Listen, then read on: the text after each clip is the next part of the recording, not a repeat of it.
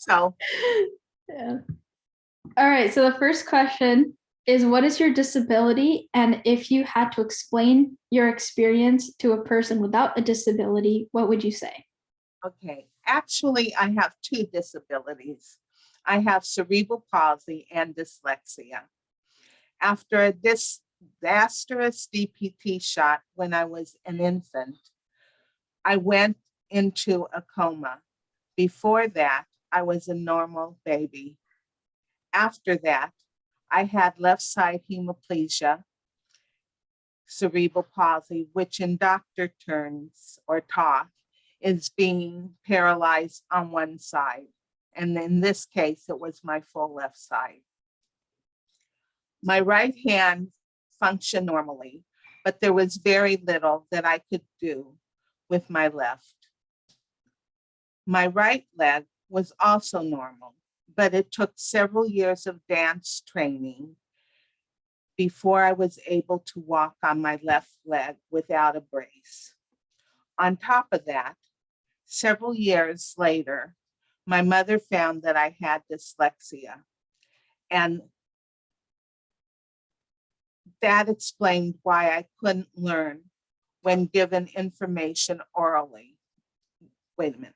That explained why I could learn when given information orally. But we found that I met, but got all mixed up when I had to do the written word.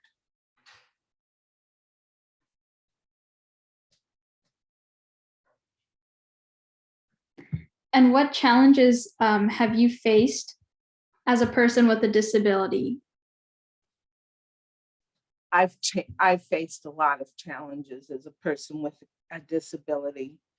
I would say that despite having cerebral palsy and the learning disability of dyslexia, I have repeatedly done things that quote unquote normal people thought were impossible for anyone with a disability to do. I expressed my determination in many ways to make that possible for myself. And to make the best life for myself. I became fearless and courageous, turning each and every experience into a positive affirmation and solution. Nothing was going to stop me from doing and adapting and being like normal people, quote unquote, normal people in this world. I refused to settle for less than I knew I could be. When people around me told me I couldn't, deep down within myself, I told myself I could. After many experiences of seeing the results, I came up with my own mantra.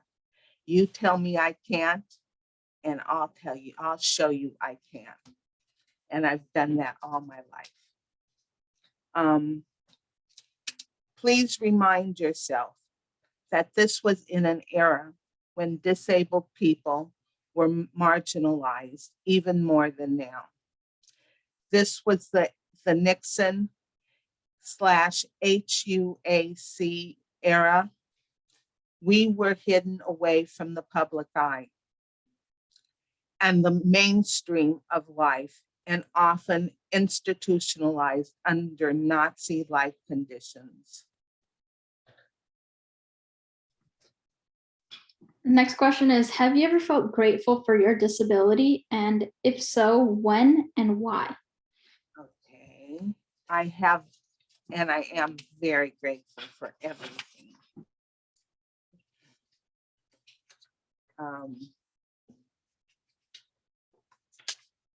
Every day of my life, I count my blessings. I have always felt grateful for my disability. I could have been worse off. I could have been deaf, dumb, and blind. like the doctors would have said back when I was an infant. I could have been far worse off. Thus, I remember every day that this is just a mere inconvenience. I always believed that my disability was a reminder to be an instrument for good.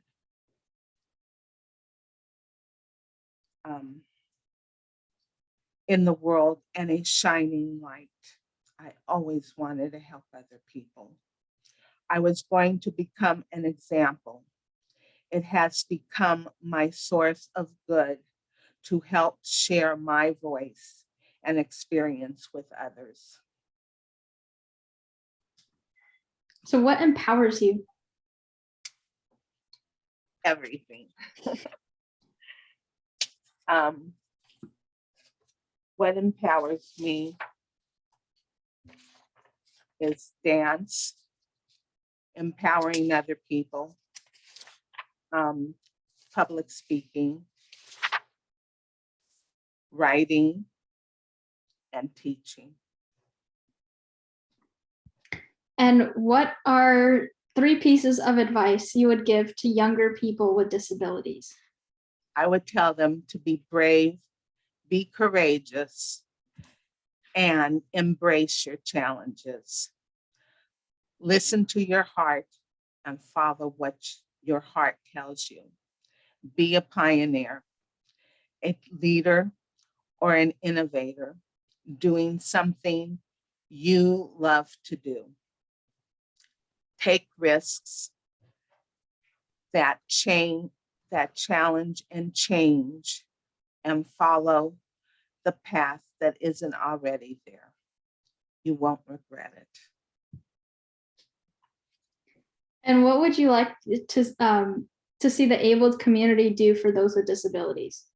Well, in this case, since I have cerebral palsy, I would really like to see the able community embrace and espouse us and support us, change laws that hold us back. We are the only group in the world that is not recognized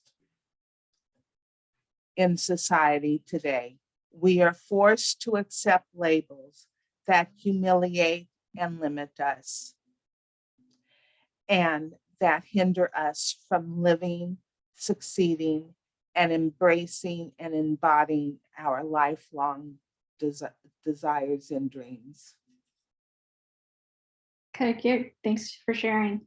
And can you tell me a little bit about Whispers of Hope and what you're most proud of from that organization? Well, I started Whispers of Hope back in 1998. No, 89, not 98. And I started it because I wanted to give of myself to other people, to tell them that they're not alone, that they can do whatever it is that they desire and want with their lives, and that I could be a voice to help them get through it. Mm-hmm. That's what I've done. And I speak professionally, and I give my time without any charges to people who need it. And that's what I've done. And actually, I started advocating when I was a small child in grammar school. I had a girlfriend who had cerebral palsy as well, but only it was far worse than mine. And she was quadriplegic, had a speech impairment, couldn't do anything for herself. And I used to help her in all ways. I used to feed her. We used to do homework together. We used to do everything together. That's inspiring. Can you tell me a little bit more about that interaction with your friend? Well, it was a beautiful interaction. It went through elementary school and junior high and high school. And then when we graduated high school, we found ourselves, after I won my civil rights case, I somehow we just hooked up at the same college, the junior college at Santa Monica College and junior college. And we just kept our relationship from then on. And it just built, you know, we were there for each other. Not too many, I don't remember a time when there were many people in the schools who would do what my girlfriend and I did, help each other, be there for each other instead of bullying and hurting each other. And we were there for each other, and it made sense. And we knew it was like almost a family outside of a family. We were helping each other, empower each other. When we had, um, uh, you know, uh,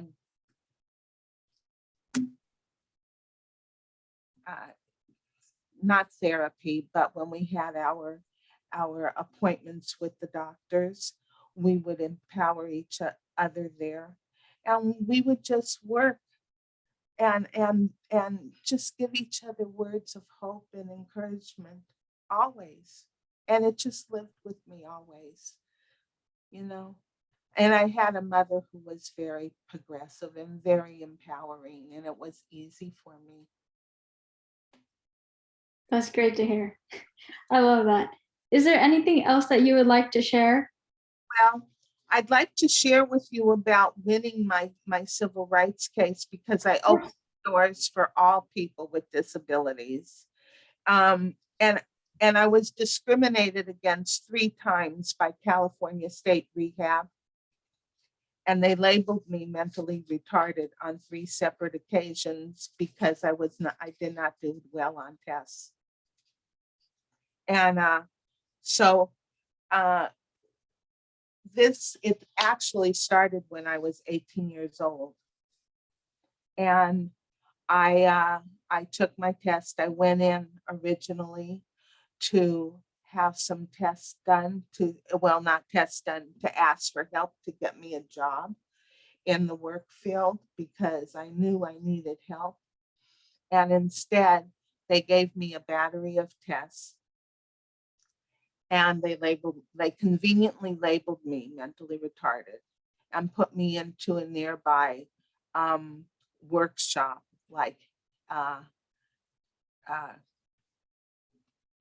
Goodwill Industries. And it was devastating. It was devastating.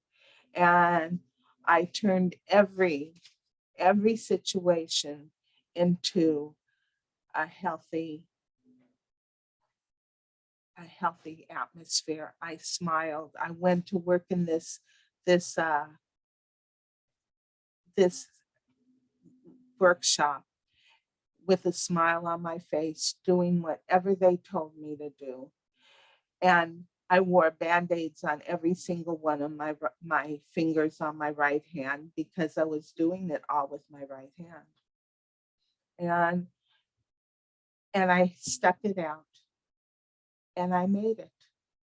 And I went on, and I got a full-time job on my own. And I worked as a sales girl, and it was fine for a while. But then I was